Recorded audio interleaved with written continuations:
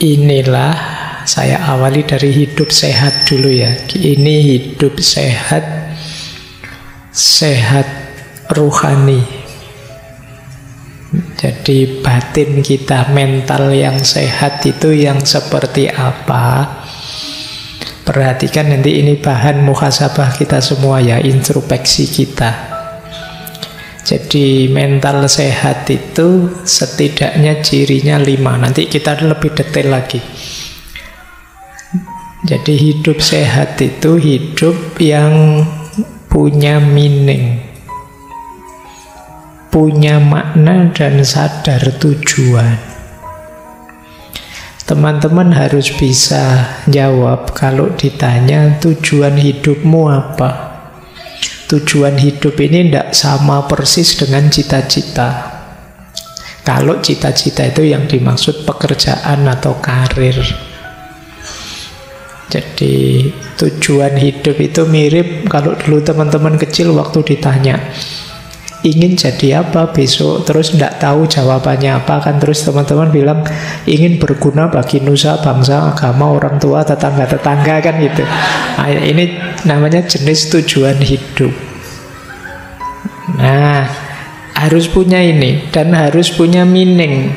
Punya meaning itu teman-teman bisa jawab mengapa saya ada.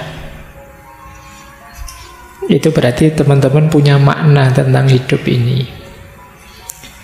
Ini ciri pertama.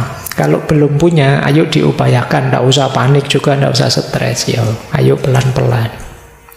Yang kedua, mental sehat, batin sehat itu punya value. Ada nilai-nilai yang ingin kita tegakkan, yang jadi sandaran hidup kita. Jadi hidup kita kan yang muda-muda kadang-kadang senang, saya ingin bebas saja Pak, tidak mau diatur, tidak mau ada apa-apa, pokoknya bebas sebebas-bebasnya, malah capek. Justru hidup nyaman itu kalau kita sadar nilai, ada yang diperjuangkan, ada yang disandari. Itu namanya value. Orang sebebas apapun sebenarnya secara tidak sadar juga punya value-nya sendiri. Tidak ada orang yang bisa sama sekali bebas, sama sekali lepas. Paling tidak dia sedang menegakkan satu value namanya nilai kebebasan. Jadi tidak ada orang yang tidak terikat oleh apapun. Setiap orang terikat oleh nilai yang dia anggap baik, yang dia anggap benar, yang dia anggap berharga. Itu kedua. Orang yang tidak punya nilai, tidak menghargai tatanan, tidak menghargai standar-standar hidup, dia akan sulit untuk berkembang. Yang ketiga, transenden. Transenden ini maksudnya kita sadar bahwa hidup ini ada sesuatu yang lebih besar, lebih tinggi, yang melampaui diri kita dan mempengaruhi kita. Kita kalau sendirian tanpa yang lebih tinggi itu, kita itu lemah, banyak kekurangan-kekurangan. Tapi ada yang lebih kuasa, lebih tinggi, melampaui kita, yang membawa pengaruh pada hidup kita. Ini dimensi transenden namanya. Yo, kalau yang beragama biasanya ditegaskan itu ya Tuhan. Tapi mungkin ada orang lain yang dianggap melampaui dirinya, itu mungkin bisa nilai tertentu, bisa wawasan tertentu, dan lain sebagainya. Nanti ada penjelasan panjang tentang transendensi. Kemudian hidup dengan batin sehat itu adalah connecting, kesadaran bahwa kita ini tidak sendirian. Saya tidak ada artinya apa-apa tanpa kalian. Kalian butuh teman kalian, dan seterusnya. Jadi kita ini saling nyambung. Jangan dikira kalau saya sedih terus yang sedih hanya saya. Bisa saja temanmu lihat kamu sedih ikut sedih. Ini punya teman kok merengut saja, akhirnya kita ikut merengut. Gitu loh. Kalau punya teman ceria, kamu kan ikut ceria. Ini kesadaran keterhubungan. Begitu buka medsos, isinya orang gegeran debat, nah, kan kita ikut panas. Jadi padahal kemarin-kemarin kita bilang saya tidak ikut-ikutan kampanye-kampanyenan, silahkan saja. Tapi begitu baca postingan-postingan, ikut panas kita.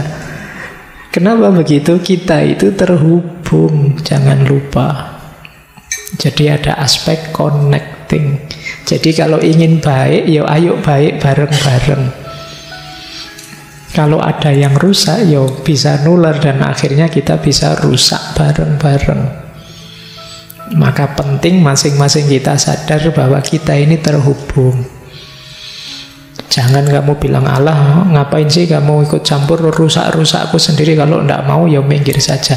Ya memang rusak-rusakmu sendiri, tapi merusak ya keterhubungan di antara kita. Karena kamu rusak, ya pengaruh rusakmu bisa masuk padaku. Karena kamu tiap hari misuh-misuh, ya mulutku ya gatel pengen misuh balik akhirnya. Kenapa? Kita ini connecting, terhubung. Nah, maka carilah koneksi yang baik. Jangan cari koneksi yang toksik. Nah, itu bahasamu hari ini kan itu, toxic relationship. Oke, ya istilahmu sendiri loh hari ini. Nah, yang terakhir becoming. Hidup nyaman, ideal, itu ya yang kita tambah baik, tambah baik. Jangan ada yang merasa sudah baik. Yang merasa sudah baik alamat tidak bisa tambah baik lagi, wong sudah. Jadi kita itu ya sebut saja lumayan baik, tapi masih bisa lebih baik lagi. Ada banyak hal dari diri kita yang bisa diperbaiki lagi. Untuk membangun pride, kebanggaan diri, ayo membuat diri kita lebih baik lagi, meskipun kecil. Dan ayo kita sadari ini. Kemungkinan teman-teman yang merasa kecewa dengan dirinya, merasa hancur hidupnya, itu tidak melihat dirinya yang bisa tambah baik lagi, entah dalam hal apa. Meskipun hanya kecil, ayo kita akui itu, bahwa saya sudah lebih baik kok Pak. Meskipun sangat kecil, tidak apa-apa. Itu menumbuhkan pride-mu pada dirimu. Pak, saya kalau tahun lalu sholatnya bolong-bolong Pak. Alhamdulillah sekarang masih bolong, tapi tinggal sedikit bolongnya. Nah, itu kan lumayan, ada yang lebih baik. Pak, kemarin saya sholat subuh mesti telat Pak, jam 7 baru bangun. Alhamdulillah sekarang jam 6:30 sudah bangun. Loh, itu kan tambah baik, lumayan. Akui saja kamu lebih baik, tidak apa-apa. Menumbuhkan pride, kebanggaan pada dirimu. Meskipun sedikit, saya lebih baik sekarang. Nah, kalau gagal di satu aspek, cari di aspek yang lain, yang di situ kalian tumbuh lebih baik. Ini untuk menghindarkan dari rasa putus asa, rasa frustasi bahwa kamu itu tidak ada baiknya, kamu itu gagal semua, kamu itu hidupmu hancur, tidak ada yang baik yang kamu lupakan. Nah, itu becoming.